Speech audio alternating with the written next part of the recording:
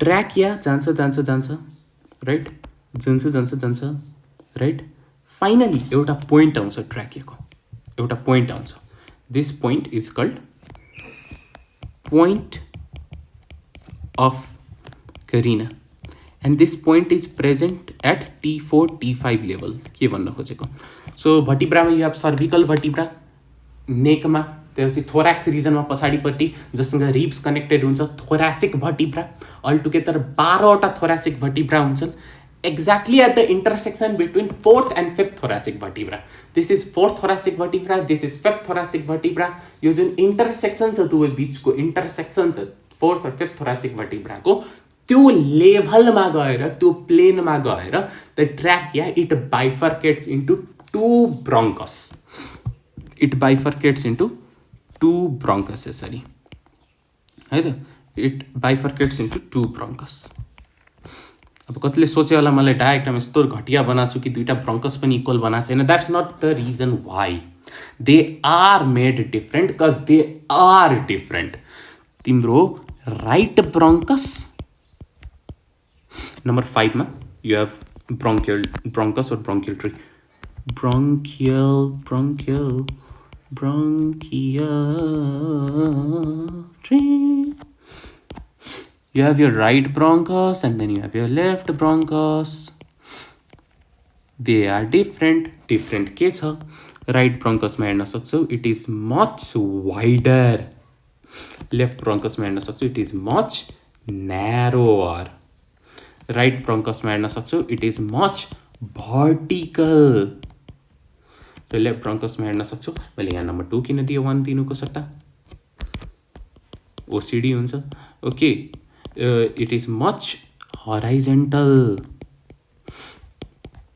Significance के त यो कुराको सिग्निफिकेन्स यो छ, मानौ यहाँ एउटा कुनै इन्फेक्सन छ, इन्फेक्टिभ एजेन्ट छ, यो तल जाँदैछ.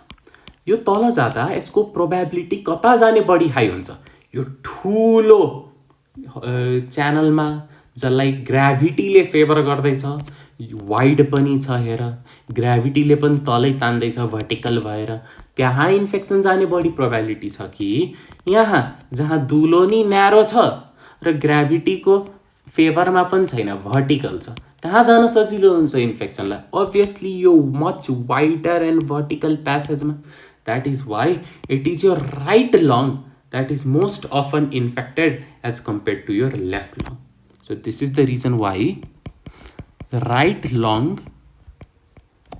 is more susceptible to infection. Kina? Due to wider and vertical right bronchus. Okay, अब यो राइट ब्रोङ्कस र लेफ्ट ब्रोङ्कस दुईटा लङ्स भित्र छेड्छ. There's your trachea. This trachea at T4 T5 level at point of carina bifurcates into two bronchus, the right bronchus and the left bronchus. Each of these bronchus they enter the two lungs, the right lung and the left lung.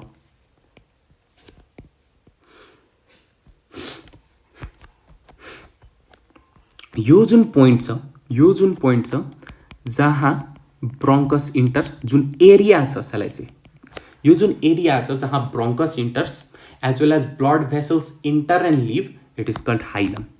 अनाटमीमा यस्तो कुनै पनि area जहाँ स्ट्रक्चरहरू enter गर्दैछ अथवा exit गर्दैछ त्यो एरियालाई hilum भनिन्छ. किडनीमा पनि हाइलम पाइन्छ जहाँ तिम्रो पेल्भिस के भन्छ त्यो के भन्छ, you have your renal artery entering and renal vein exiting, त्यो जुन एरिया छ that area is called hilum. Okay, back to respiratory system. You have your trachea and then you have your two bronchus. These two bronchus are called primary bronchus. So these are your primary bronchus. अब के हुन्छ त primary bronchus जब long भित्र छेड्छ? तिम्रो right लङमा there are all together 3 lobes. तिम्रो left लङमा there are all together 2 lobes.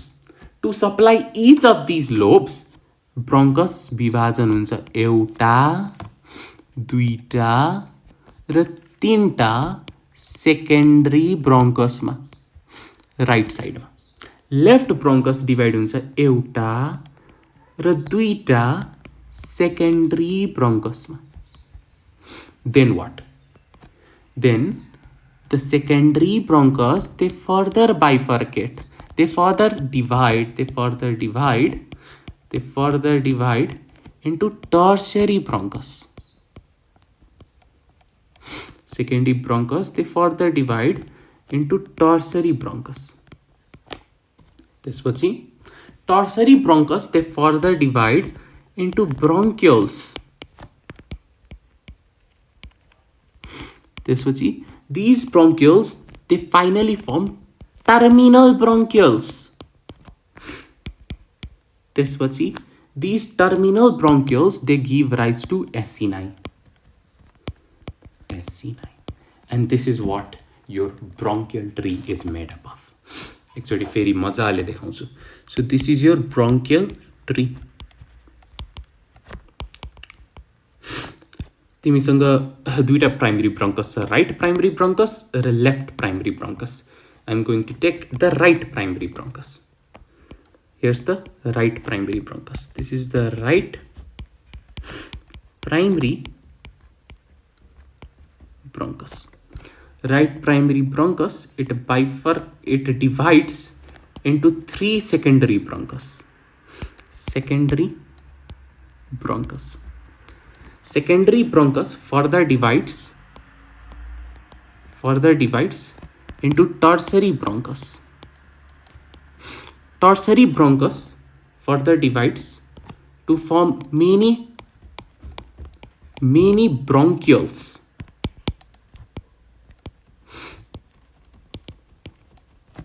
These bronchioles, they finally give rise to terminal bronchioles. Terminal bronchioles हो, यो लेभल्स हुन्छ नि, यो लेभलसम्म टर्मिनल ब्रोङ्कियल्स र माथि जति पनि छन्, they all form the conducting pathway. The reason they come under conducting pathway is because यतिसम्म no gas exchange takes place, कुनै ग्यासियस एक्सचेन्ज हुँदैन। After terminal bronchial, you have the respiratory pathway. Respiratory pathway. यहाँ चाहिँ gaseous exchange हुन्छ. And this part is also called acini. So here acini केबाट मिलेर बनेको हुन्छ। Okay. So acini मा there are three parts. सबभन्दा पहिला, these are your respiratory bronchioles. Respiratory bronchioles. From these respiratory bronchioles arise ducts. These are called alveolar ducts. Alveolar ducts. To each of these alveolar ducts are attached alveoli. Oh, यो तीनटा मिलेर the respiratory bronchiole, the alveolar duct and the alveoli. The respiratory bronchiole plus alveolar duct plus alveoli milera, you get acini, where gases exchange takes place, and it is the respiratory pathway of the total conducting system. Total respiratory duct path. So this much is the respiratory portion. यहाँबाट gases exchange हुन्छ. So that's your bronchial tree. Boom. भयो, सक्यो. Next, finally, के भयो? नाक, knows भयो, nasal cavity भयो, pharynx भयो, larynx भयो, trachea भयो, प्राइमरी ब्रोङ्कस भयो, प्राइमरी ब्रोङ्कसबाट बन्ने ब्रोङ्कियल ट्रीहरू भए के भन्छ? You have your right primary bronchus, the left primary bronchus, giving rise to 3 right secondary bronchus and 2 left secondary bronchus, and then they further give rise to tertiary bronchus that finally forms bronchioles, bronchioles end up with terminal bronchioles, यहाँसम्म कुनै पनि gases exchange हुँदैन. All of that comes under conducting pathway, जहाँ एयरको conditioning हुन्छ तर कुनै exchange of gas हुँदैन.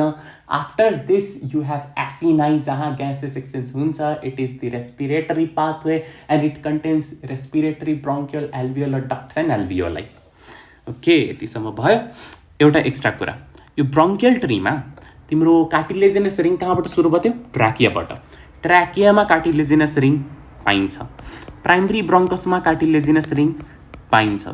सेकेन्डरी ब्रोङ्कसमा कार्टिलेजिनस रिङ पाइन्छ. टर्सरी ब्रोङ्कसमा कार्टिलेजिनस रिङ पाइन्छ. ब्रोङ्कियल्सदेखि कार्टिलेजिनस रिङ पाइँदैन. That was it.